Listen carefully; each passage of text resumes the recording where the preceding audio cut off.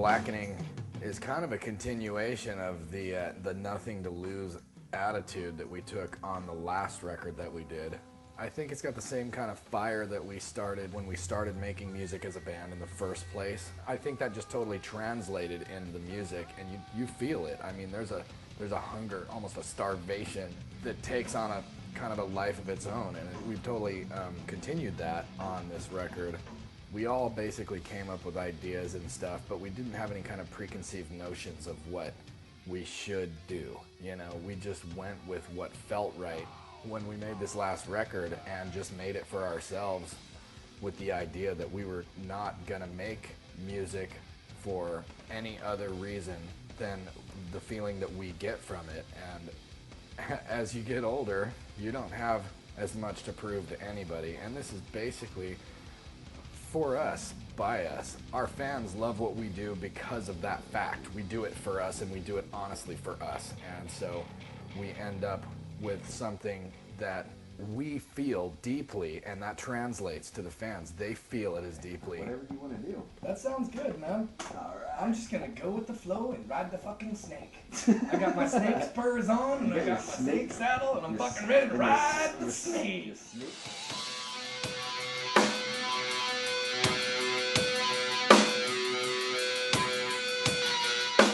As far as influences go, we're kind of still influenced by the same thing. I think like Machine Head has kind of a core sound.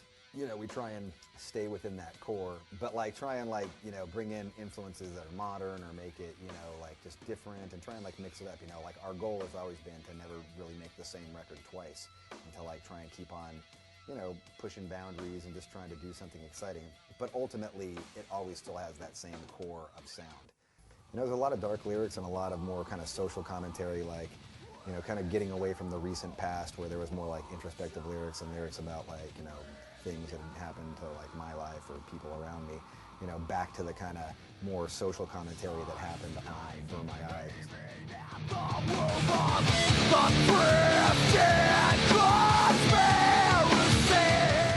This is my life. I sit in the passenger seat, I write lyrics. That's all I do. That's all he does. Either that or I track guitars. You could put a book together with these lyrics, man. Rob and Phil write a lot of riffs. See, the thing about Rob and Phil is they have a very good chemistry together, and they can play off of each other very well.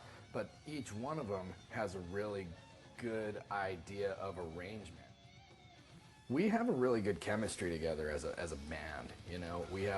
We all bring something to the table. The things that do get used seem totally organic and just like they belong there, you know what I mean? And it's like, I think that is because of the chemistry that we have as a group. Fucking Keaton. Yeah, sorry. Fucking Canadian border. It's been really fucking cool, man. It's been really, it's unlike anything we've ever accomplished. It's by far the most ambitious, complex, dynamic thing we've ever tried, man. It's pretty exciting. I have high hopes for our fans, and I think that our fans, and I think heavy metal fans in general, can really allow their brains to let the music take them on a journey. And ultimately, that's what we're hoping to do, is to take the listener on a journey. And I think they're like where they're gonna go.